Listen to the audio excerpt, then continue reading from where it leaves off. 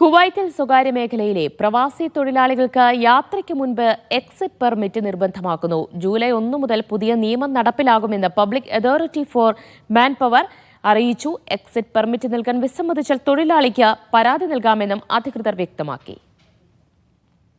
മന്ത്രിതല സർക്കുലർ പ്രകാരമാണ് പുതിയ തീരുമാനം. ഉപപ്രധാനമന്ത്രിയും ആഭ്യന്തരമന്ത്രിയുമായ ഷെയ്ഖ് ഫഹദ് യൂസഫ് അസബഹാണ് സർക്കുലർ പുറപ്പെടുവിച്ചത്. ഇതോടെ എല്ലാ പ്രവാസി തൊഴിലാളികളും രാജ്യം വിടുന്നതിന് മുമ്പായി എക്സിറ്റ് പെർമിറ്റ് നേടണം. തൊഴിലുടമകളും പ്രവാസി തൊഴിലാളികളും പുതിയ എക്സിറ്റ് പെർമിറ്റ് നിയമം കർശനമായി പാലിക്കണമെന്ന് പാം വ്യക്തമാക്കി. ജീവനക്കാരന്റെ വ്യക്തിഗത വിവരങ്ങൾ, യാത്രാ തീയതി തുടങ്ങിയ വിവരങ്ങൾ എക്സിറ്റ് പെർമിറ്റിനുള്ള അപേക്ഷയിൽ ഉൾപ്പെടുത്തണം. സഹൽ ആപ്പ് വഴിയോ അഷൽ പോർട്ടൽ വഴിയാണ് അപേക്ഷ സമർപ്പിക്കേണ്ടത്. ജീവനക്കാരൻ എക്സിറ്റ് പെർമിറ്റ് സമർപ്പിച്ചാൽ തൊഴിലുടമക്ക് സഹൽ ബിസിനസ് ആപ്പിലോ അഷൽ പോർട്ടലിലോ നോട്ടിഫിക്കേഷൻ ലഭിക്കുകയും തുടർന്ന് അഭ്യർത്ഥന അംഗീകരിക്കുകയും ചെയ്യാം.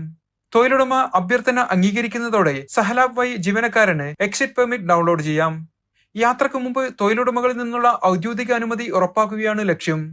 അടിയന്തര സാഹചര്യങ്ങളിൽ ജീവനക്കാരന് വേണ്ടി അപേക്ഷ സമർപ്പിക്കുവാനുള്ള സൗകര്യവും തൊഴിലുടമക്കുണ്ടാകും. സേവനം 24 മണിക്കൂറും ലഭ്യമാണെന്നും സങ്കീർണതകളൊന്നുമില്ലെന്ന് അധികൃതർ പറഞ്ഞു.